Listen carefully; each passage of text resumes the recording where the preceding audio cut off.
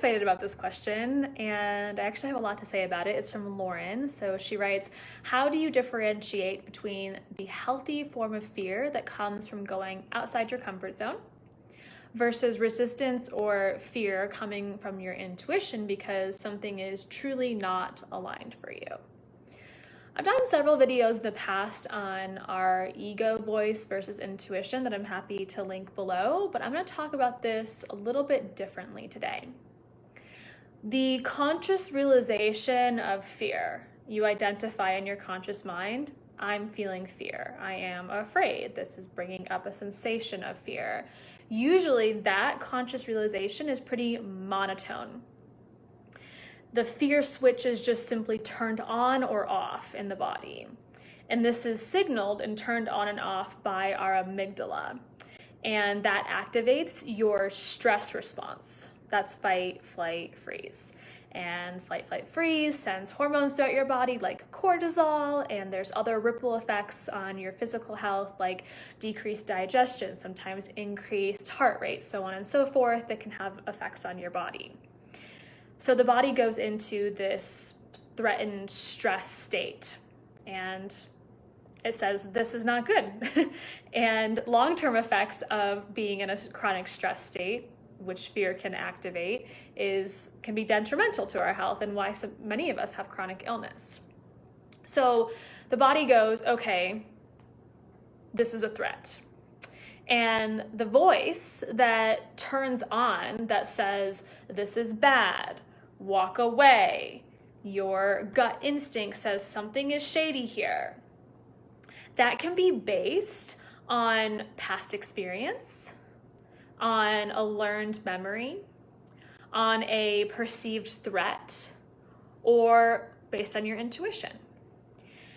And let's just use a couple examples here. Let's say fear is coming up because you are going to travel outside of the country to a new country you've never been to and you don't know anyone. It's totally outside of your comfort zone and you've never done anything like it and you don't know what to expect when you get there. This is fear of the unknown. Our brains do not like the unknown. It's perceived as a threat. It's scary because there's no predictability to it.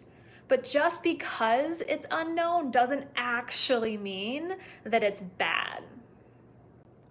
So then let's take another example. Let's say there's fear of being a passenger in a car with someone who is driving recklessly. And likely that fear is based on what your anticipation is of what could happen because this person that you're in the car with is driving recklessly. We could get in an accident, we could be rear-ended, I could be hurt, our lives could be at stake here. And there's a lot of fear based on anticipation of what might happen versus that fear of traveling that was a little bit more based on the fear of what we don't know. And maybe this person has even, or you have been in a car accident. So it's also based on a learned memory of, I know I'm supposed to be afraid because this thing has happened before and it was scary. Let's throw one more example in there that's maybe a little bit more open-ended, and the underbelly of the fear could be several things. Let's say it's fear of making an investment in yourself. See how that could be a little bit more blurry? What could be happening that creates this fear? Could it be your intuition that's saying around this investment that says something feels off about this coach or healer? Could it be based on a past memory, like I've made bad investments before and I'm afraid to do that again. I don't really trust myself. Is it fear of the unknown around this investment? Like, I don't know what results I'm going to get. I don't really know if I'm going to like this program. Is it a learned behavior? Meaning I know that I never complete programs. So who's to say something's going to change? And what if this ends up being a waste of my time and energy and money? This is where you start to see that fear is not actually so monotone like our brain switches it on and off. It's not quite like that when we start to look at the undertones, the underbelly of it. And in fact, we have lots of what are called internal representations of fear.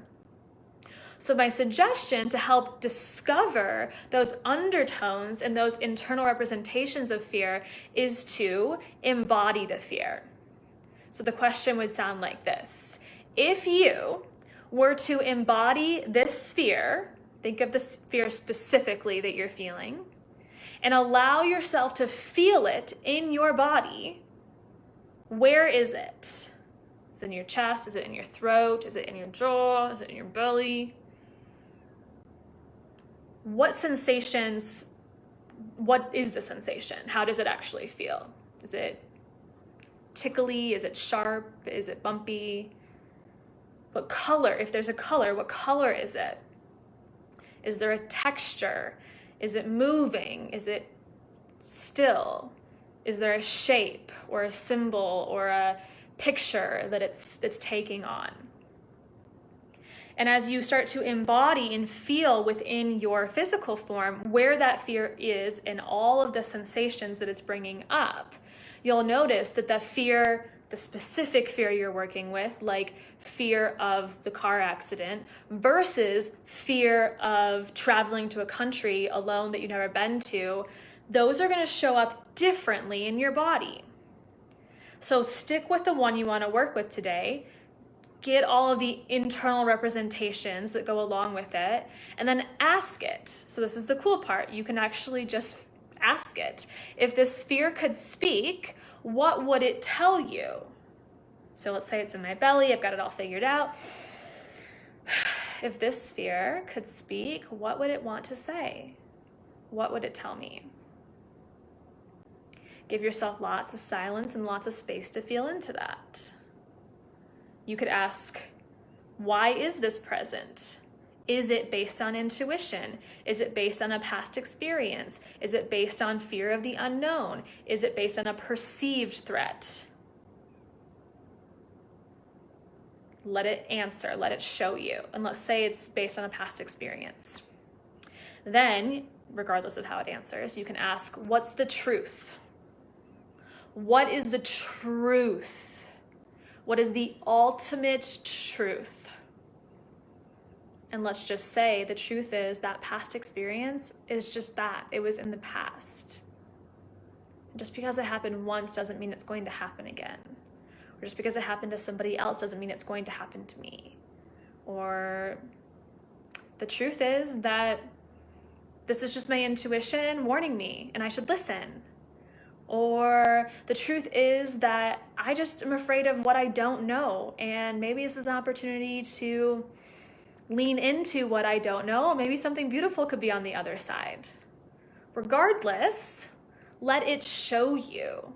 Let it show you why it's there, what it wants to say, maybe what it wants to teach you or help you understand, and then ask, what is the truth? So see, you can actually access all of this within you versus that more monotone feeling of when fear becomes present and you're aware of it in the conscious mind. When we bring it down into the body, there's actually so many complexities. So many complexities and so many different ways that internal representation can be created within us. And it's through that lens in which we can, going back up to Lauren's question around differentiating this healthy form of fear versus maybe a fear that's based on something that's not in alignment. We can much more easily differentiate which is which when we feel it into our body and we simply communicate with it. That's it. It's actually quite simple. I told you in the beginning that I'd drop a video below about ego versus intuition as well, which is another way of just thinking about this. But this is more what my intuition was guiding me to share with you today to help you really understand the complexity of fear versus the monotone, monochromatic kind of feeling that it can initially spark with us. Okay? If you have any follow-up questions, let me know.